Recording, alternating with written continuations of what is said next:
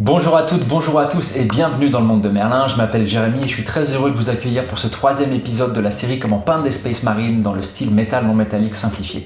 Dans la première vidéo, on a vu le schéma bleu type Ultramarines, puis on a travaillé le schéma vert qui peut facilement s'adapter à un schéma plutôt Dark Angels ou Salamanders. Je vous ai présenté deux approches similaires pour le bleu et le vert, tout simplement parce que ces deux peintures ont des propriétés similaires. Mais aujourd'hui, on va s'attaquer à un schéma un petit peu différent, plus corsé, le rouge. Alors le rouge est considéré comme une peinture plus difficile à travailler que les autres, et pour moi il y a deux raisons à ça. La première, c'est que la peinture rouge, en particulier dans sa version pure, est en général très translucide, donc plus délicate à appliquer, mais surtout le rendu va être très fortement influencé par la couleur qu'il y a en dessous, la sous-couche. C'est aussi le cas d'ailleurs pour des peintures jaunes ou oranges. Alors il est en général déconseillé de poser du rouge directement sur une sous-couche noire pour justement éviter de ternir le rendu, voire de le dénaturer, et au contraire il est préférable d'avoir des sous-couches lumineuses, voire même un pré-ombrage pour déjà poser des zones lumineuses avant de passer au rouge. Donc au final, ce problème de peinture translucide n'est pas un vrai problème parce qu'il y a des solutions, et au contraire ça peut être un point fort. Par exemple pour faire des glacis où on cherche à obtenir un mélange translucide, de préférence sans trop diluer la peinture. Le deuxième souci avec le rouge, et c'est pour moi le plus problématique, c'est comment établir des tons clairs. Je vais vous donner un petit exemple pour mieux illustrer le problème. Si je vous montre ça, vous allez me dire c'est du bleu. Et si je vous montre ça, vous allez me dire c'est du bleu clair. Pareil pour le vert qui va devenir du vert clair quand il est mélangé à du blanc. Mais pour le rouge, il y a peu de chances que vous me disiez que ceci c'est du rouge clair. Vous allez me dire c'est du rose. Et pourtant j'ai bien mélangé le rouge avec un peu de blanc comme pour les autres couleurs. Et le problème il est là, notre cerveau va interpréter cette teinte non pas comme une variante plus claire d'une couleur, mais comme une couleur différente. Une des problématiques majeures en peinture sur figurine, c'est d'apporter suffisamment de contraste pour faire ressortir les volumes et pour casser l'impression de petite échelle. Donc pour chaque couleur qu'on veut poser sur la figurine, on doit construire un schéma avec des variantes plus foncées et plus claires. Mais donc il est essentiel que toutes ces variantes donnent l'impression de faire partie du même schéma de couleur. Et justement, on vient de voir que c'est compliqué d'assurer cette cohérence avec le rouge parce que les teintes claires sont interprétées comme des couleurs différentes. J'ai donné l'exemple du rose, mais c'est la même chose si on utilise des teintes saumon ou orange. On ne les reconnaît pas comme étant du rouge clair. Donc la difficulté principale pour le rouge, c'est de trouver le bon mélange, les bonnes proportions et le bon équilibre des couleurs pour que le schéma soit cohérent et qu'il soit interprété comme du rouge pur. Il est souvent conseillé de plutôt exagérer les ombres, d'aller vers les traits foncés et d'utiliser le rouge pur comme la teinte la plus lumineuse. Ça permet effectivement de contourner le problème, mais ça ne marche pas vraiment pour le style non métallique, parce qu'on a besoin de pousser le contraste encore plus loin en allant du quasi noir vers le quasi blanc. Donc il faut trouver une solution pour les tons clairs. Et c'est donc le sujet de cette vidéo, on va voir ensemble comment construire le style non métallique rouge pour obtenir ceci. Ce n'est évidemment pas la seule approche possible, mais le schéma fonctionne plutôt bien et il est dans la continuité de ce qu'on a déjà fait dans les vidéos précédentes. Si vous aimez ce genre de vidéo, n'hésitez pas à liker, à vous abonner et à partager, ça m'aide beaucoup et ça me donne la motivation pour en faire plus. Et vous pouvez aussi soutenir la chaîne en me rejoignant sur Patreon, le lien va être juste ici. En devenant Patreon, vous aurez aussi accès à un petit serveur Discord sur lequel on peut discuter, échanger nos photos et nos techniques de peinture. Et vous pouvez aussi suivre mon travail sur Instagram avec le lien qui va s'afficher juste là. Voilà, je vous laisse avec le tuto. On se retrouve comme d'habitude juste après la vidéo pour un petit débriefing. Très bon visionnage et à tout à l'heure. Alors, le schéma de couleur va être un petit peu différent de ce qu'on a fait jusqu'à maintenant. On va commencer par établir une base avec du Heavy Red pour les ombres et du Anti-Askin pour les lumières. Et on va créer une transition très simple avec les mêmes techniques que pour les vidéos précédentes. On va obtenir une sorte de pré-ombrage avec des teintes proches du rouge, mais avec un meilleur pouvoir couvrant. Ensuite, on va se rapprocher du schéma rouge pur en appliquant un glacis de Scarlet Blood avec une touche de Orange Fire. On va ensuite pousser les ombres avec un mélange Heavy Red et Evil Red, un violet sombre.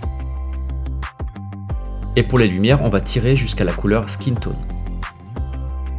Et comme pour les vidéos précédentes, je vais d'abord montrer tous les détails du processus de peinture sur la jambe droite et ensuite je passerai plus vite sur le reste de la figurine.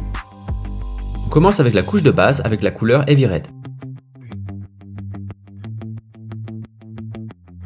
Ensuite, avec un mélange 50% Heavy Red et 50% Anti-Askin, je vais poser les reflets primaires.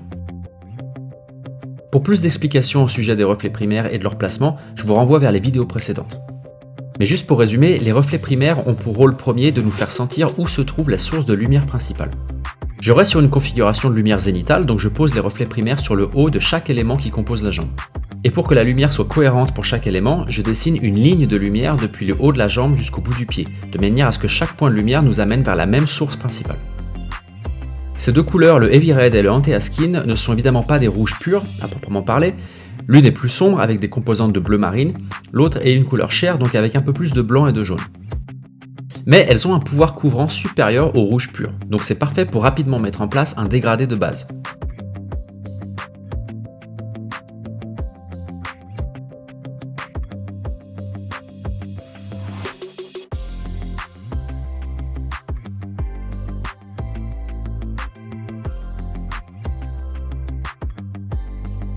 Ensuite, on va venir monter les lumières pour les reflets primaires en utilisant du anti-askin à 100%, donc aux mêmes emplacements que précédemment, mais en couvrant une zone plus petite.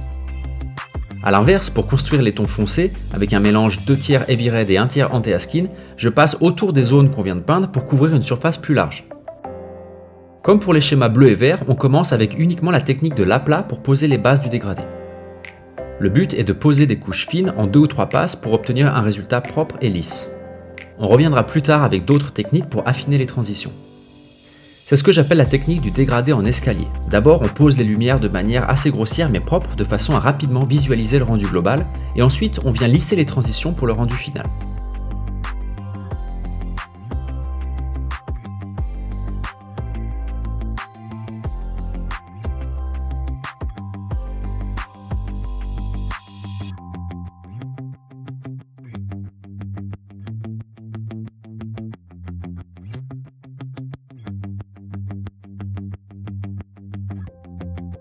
Pour l'étape suivante, on passe aux reflets secondaires. Même processus que pour les reflets primaires, on va mettre en place le dégradé en escalier en 4 étapes. Les tons foncés, les tons moyens et les tons clairs, et la couche de base qui est déjà posée sur la figurine.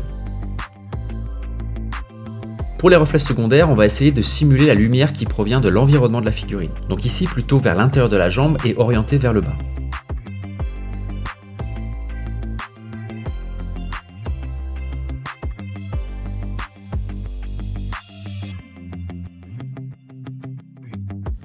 Lors de vidéos précédentes, j'expliquais que les reflets secondaires étaient en général moins intenses que les reflets primaires, parce qu'ils proviennent d'une lumière qui a déjà rebondi sur le sol avant de rebondir sur l'armure métallique. Et c'est toujours le cas, mais pour le schéma rouge, on va peindre tous les reflets avec la même intensité lumineuse. Et plus tard, on reviendra atténuer l'intensité de certains reflets au moment d'appliquer les glacis en fait.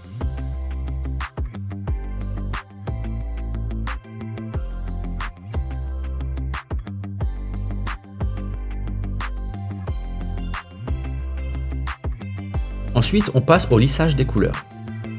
Les dégradés en escalier sont en place et donc on peut venir fondre chaque transition pour obtenir un rendu lisse. Pour créer la transition la plus fine possible, j'utilise la technique du fat glaze, qui correspond à un niveau de dilution de la peinture entre le glacis et l'aplat. Le but est de tirer cette peinture d'une zone à l'autre pour flouter la ligne de transition. Mais comme ça reste une consistance semi-transparente, il faut faire attention au mouvement du pinceau. Il y a en général moins de pigments au début du mouvement et plus en fin de mouvement quand on retire le pinceau. Donc si mon pinceau est chargé avec la couleur 2 par exemple, il vaut mieux que je termine mon mouvement dans la zone 2 pour ne pas laisser de traces. L'idée générale, c'est de tirer la peinture en suivant des petites diagonales depuis la zone 1 vers la zone 2, avec le pinceau chargé de peinture 2. Ensuite, avec le pinceau chargé de la peinture 1, je tire vers la zone 1, cette fois en suivant la diagonale opposée pour réduire au maximum les traces de pinceau. Je vais répéter le processus 2 à 3 fois jusqu'à ce que la ligne de transition ait presque disparu. Et pour finir, j'applique un glacis standard, donc plus dilué que le fat glaze, sur l'ensemble de la transition. D'abord avec la couleur 1 vers la zone 1, puis avec la couleur 2 vers la zone 2.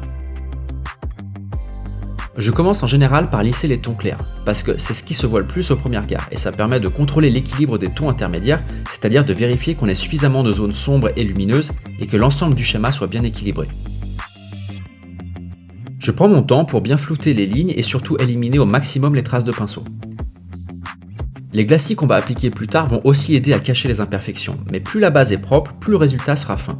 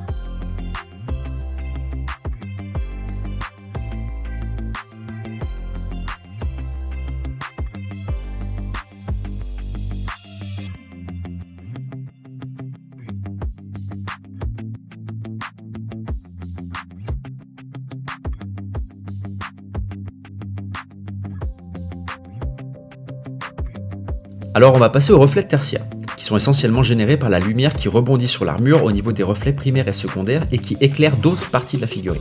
J'utilise la technique du fat glaze avec les mêmes paramètres qu'on a utilisés juste avant. Dans les vidéos précédentes, j'avais peint les reflets tertiaires dans la continuité des reflets primaires et secondaires, donc avec la technique du dégradé en escalier, et avant de passer au lissage des transitions. Mais pour ce schéma, comme il n'y a que 2 couleurs et que les zones à peindre sont toutes petites, je peux le faire directement avec la technique du fat glaze. Ça permet aussi de montrer qu'on peut sans problème adapter le processus de peinture et obtenir le même résultat à la fin.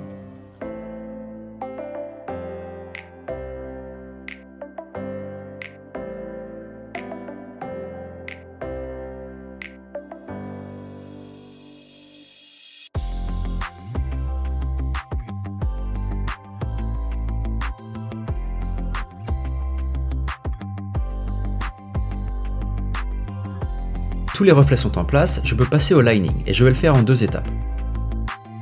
D'abord, avec un mélange Heavy Red et Anti-Skin, je viens faire toutes les arêtes, peu importe si elles sont orientées vers le haut ou vers le bas de la figurine. Ça permet de bien définir les différentes zones.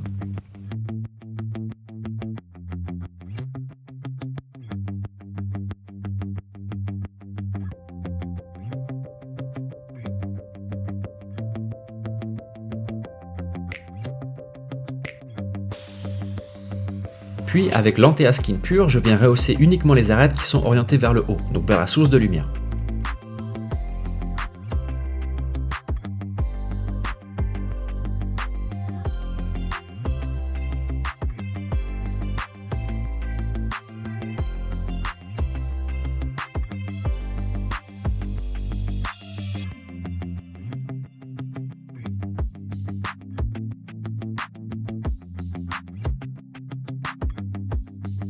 Ensuite, on arrive sur une nouvelle étape, dont on n'avait pas besoin pour les schémas bleus et verts. C'est une étape que j'appelle la resaturation.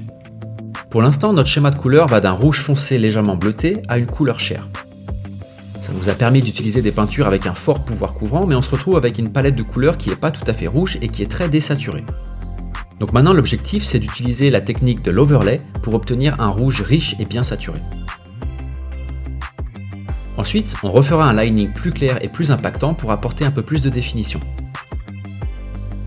Je vais simplifier la figurine en une sphère où on retrouve nos reflets primaires, secondaires et tertiaires. La technique de l'overlay se fait en 4 étapes.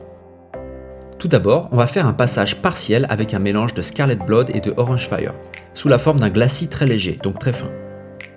On va d'abord ignorer les reflets primaires et passer la fine couche de peinture seulement sur les reflets secondaires, tertiaires et sur les zones d'ombre.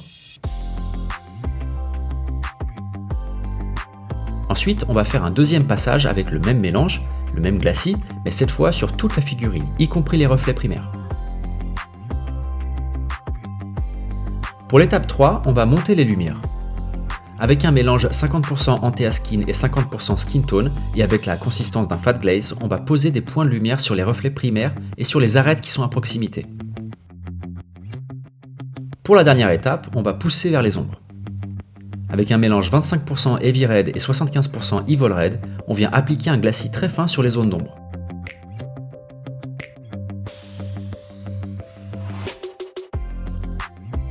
Il y a 2 avantages à appliquer la resaturation rouge en 2 passes.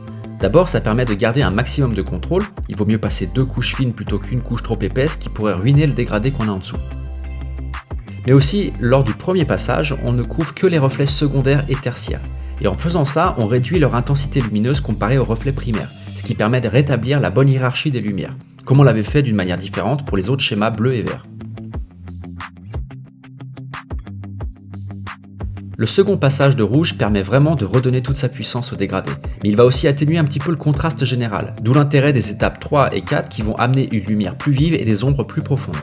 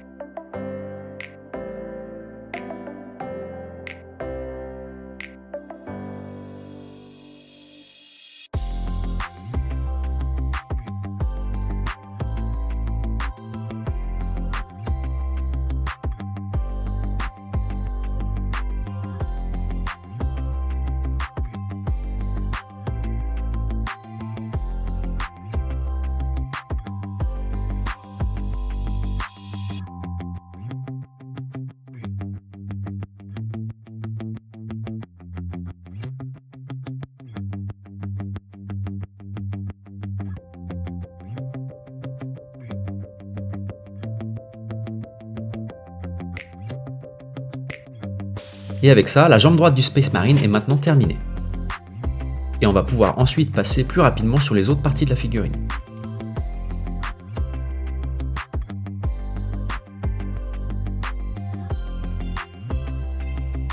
La technique est toujours la même. D'abord, on met en place le dégradé simple en 2 couleurs avec la technique du dégradé en escalier, puis avec la technique du fat glaze pour lisser les transitions.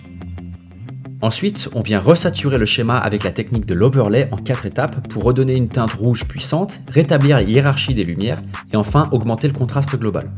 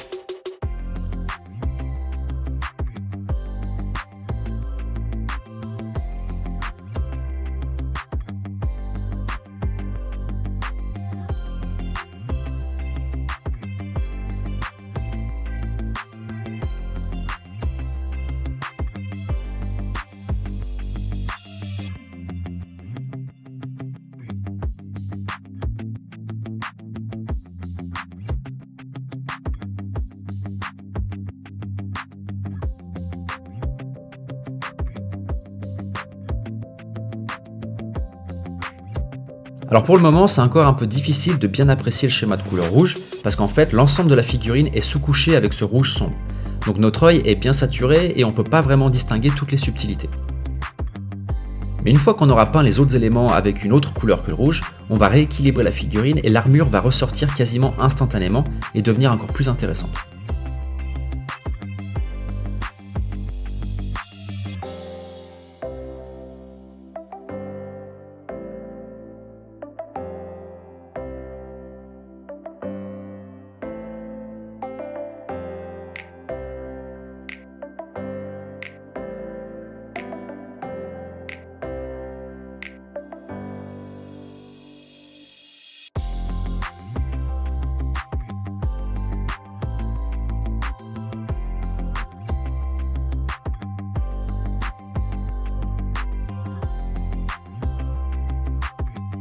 L'armure est maintenant terminée et on peut passer enfin aux autres métaux et aux autres textures. On commence avec l'acier sombre en M&M, avec la même recette que j'utilise d'habitude. Pour la base, j'utilise du Heavy Charcoal de la gamme extra opaque de Vallejo. Je vais ensuite incorporer de l'Electric Blue pour apporter une teinte bleutée dans les ombres. Puis j'ajoute encore un peu plus d'Electric Blue pour les tons moyens. Pour les lumières, je vais apporter de plus en plus de blanc au mélange précédent jusqu'à obtenir une sorte de gris clair très froid. Et enfin, je lisse toutes les transitions avec la technique du Fat Glaze.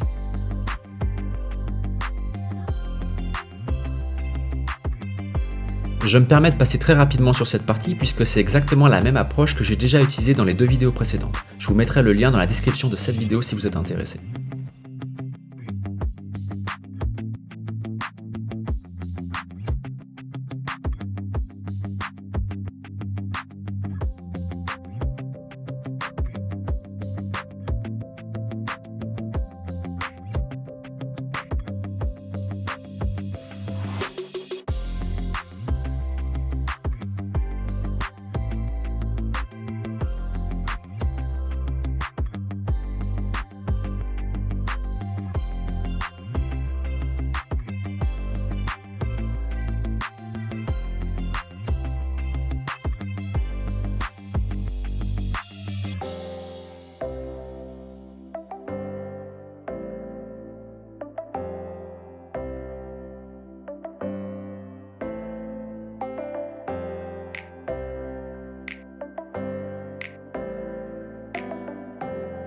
On passe ensuite à l'or non métallique. Pour la base, j'utilise du Heavy Grey avec une teinte verdâtre qui va donner un aspect vieilli au métal. Pour les ombres, j'utilise du Heavy Brown que je vais éclaircir vers du Heavy Gold Brown pour apporter un petit peu de chaleur. Pour les lumières, j'utilise du Pale Yellow qui est absolument parfait pour l'or non métallique, puis je mélange avec un petit peu de blanc pour rehausser les lumières les plus intenses.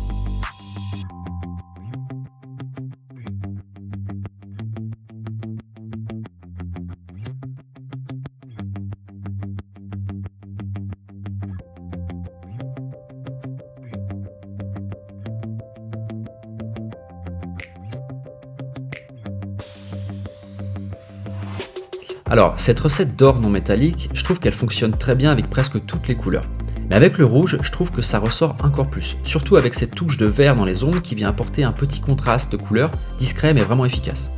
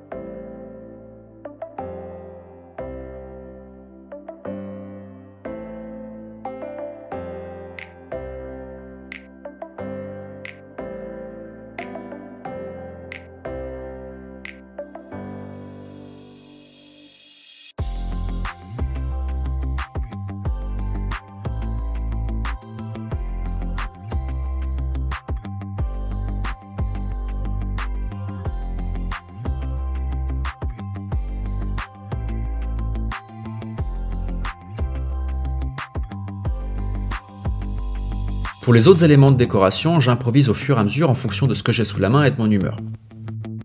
Pour la cordelette par exemple, j'utilise le même violet que j'ai mis dans les ombres de l'armure et je viens éclaircir avec une teinte plus saturée, puis avec du blanc pour rehausser les lumières.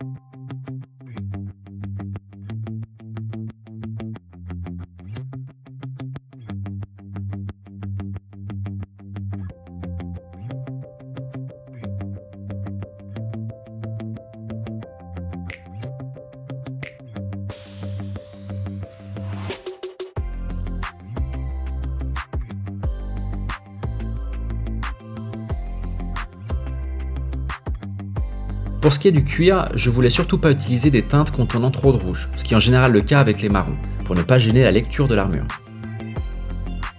Donc je suis parti sur une base de Heavy Charcoal, donc un gris foncé, que je vais ensuite enrichir avec un peu de marron et ensuite tirer le tout vers du bone white pour réduire un petit peu la saturation et apporter de la lumière.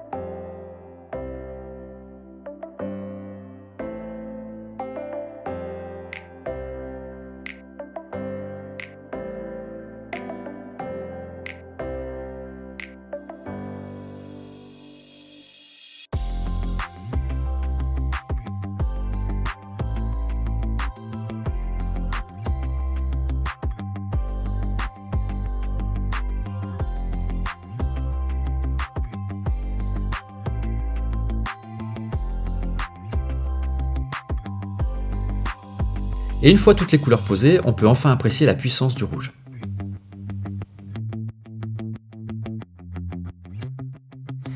Et voilà les amis, la figurine est terminée, ça a pris entre 11 et 12 heures pour ce schéma. Alors c'est un petit peu long effectivement, mais c'est surtout parce que je maîtrise absolument pas le schéma rouge que j'ai mis en place juste pour cette vidéo, donc j'ai très peu d'expérience. Et d'ailleurs c'est un point sur lequel j'ai pas assez insisté lors des dernières vidéos, mais avec de la pratique et un bon plan d'attaque, ce type de schéma peut se faire de manière beaucoup plus rapide, de l'ordre de quelques heures par figurine. Donc ça devient intéressant si on veut faire des escouades ou même des petites armées. En plus de ça, je suis obligé de peindre dans des positions peu confortables, pour la caméra essentiellement, donc il me faut plus de temps pour arriver au résultat final. Donc ça, c'est aussi un paramètre à prendre en compte.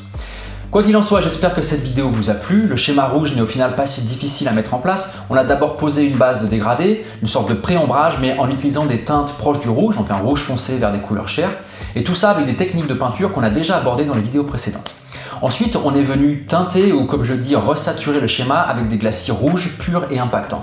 Et on a renforcé le contraste en appuyant les ombres et les lumières, toujours avec des glacis. Donc on arrive à la fin de cette vidéo, merci pour votre soutien et pour vos commentaires très encourageants. Je vous retrouve dans le prochain épisode où on va s'attaquer au schéma jaune. Et en attendant, je vous souhaite une excellente fin de journée et à bientôt.